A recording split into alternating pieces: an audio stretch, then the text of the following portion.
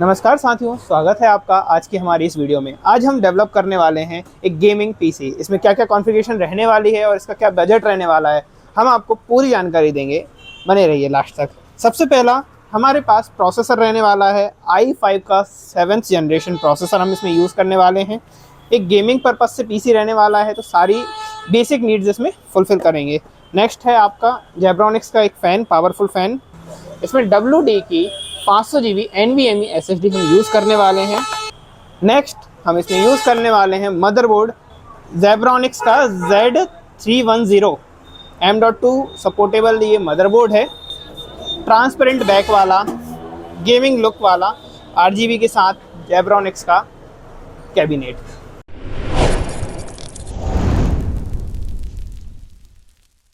इसमें हमें क्या क्या चीज़ें मिलती हैं।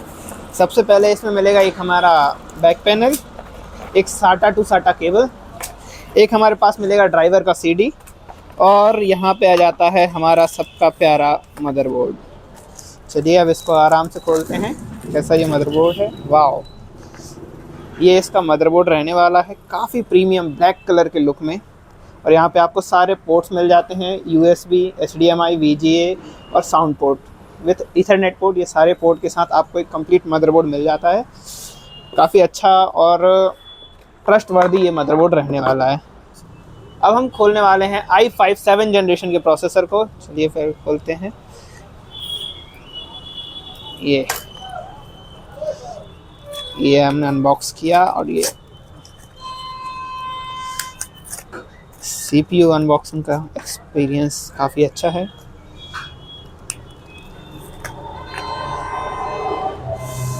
ये हमारा प्रोसेसर रहने वाला है। Wow, just looking like a wow.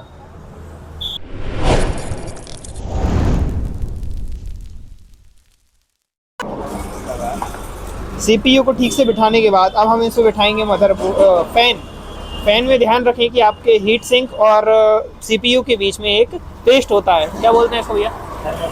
हाँ, इस थर्मल पेस्ट का होना बहुत ज़रूरी है, जिससे कि आपके CPU की हीट CPU फैन में इजीली ट्रांसफ़र हो।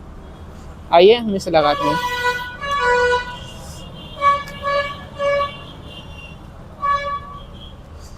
चारों छेदों को बराबर तरीके से मिलाएंगे।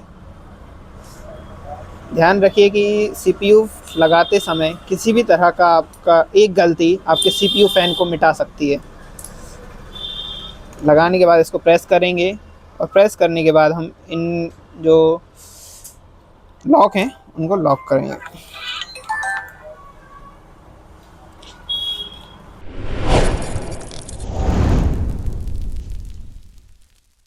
तो हम मदरबोर्ड में रैम लगाएंगे। रैम में ये जो स्लॉट होता है, एक हल्का सा स्लॉट होता है जो कि एक साइड ज़्यादा झुका हुआ होता है। हमें उस स्लॉट को देखते हुए अपनी रैम को इंसर्ट करना है।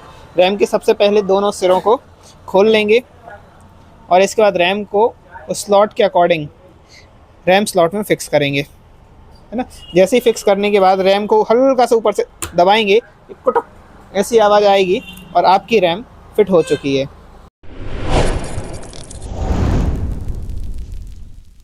तो अब हमने रैम लगा लिया है। हम लगाने वाले हैं अब SSD। सबसे पहले SSD को खोल लेते हैं। SSD कुछ इस तरह से आपकी पैकिंग में आएगी।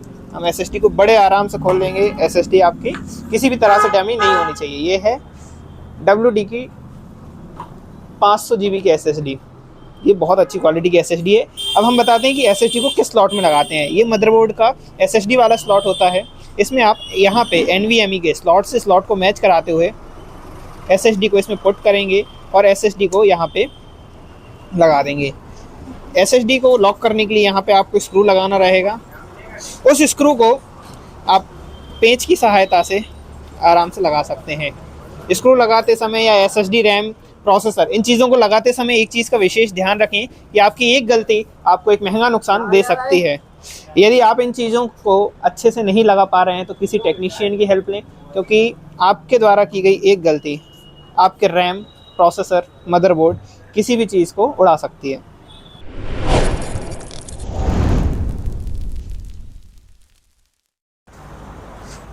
अब हमने मदरबोर्ड का सारा सिस्टम फिक्स कर दिया है। आते हैं हम कैबिनेट पर।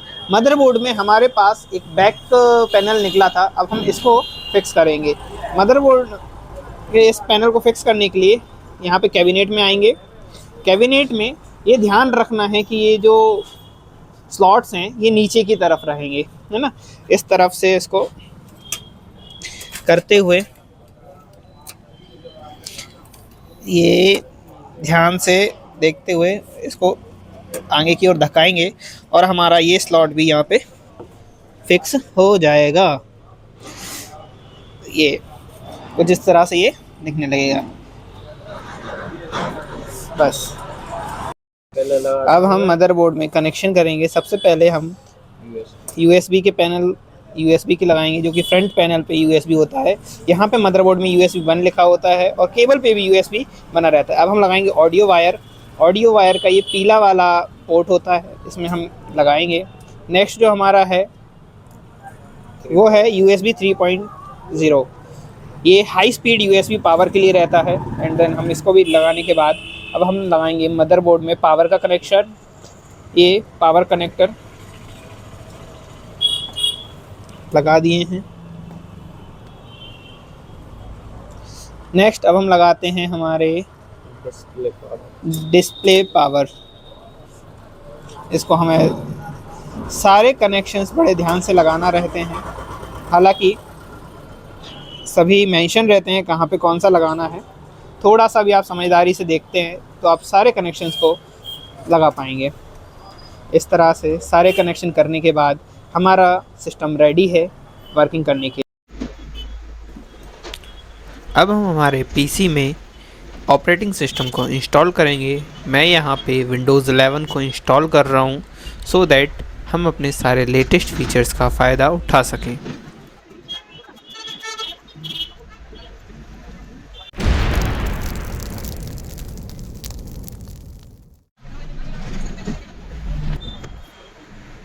दोस्तों, यदि आप भी अपना पर्सनल पीसी बिल्ड कराना चाहते हैं, कस्टम पीसी बिल्ड कराना चाहते हैं, सेकंड हैंड लैपटॉप खरीदना चाहते हैं, या आपकी कोई other computer and laptop hardware से रिलेटेड क्वेरी है, आप नीचे दिए गए नंबर पर कॉल करके अपनी क्वेरी कर सकते हैं या विजिट कर सकते हैं हमारी शॉप पर, AIMS computer and mobile shop, Baret road, Ganj Basara.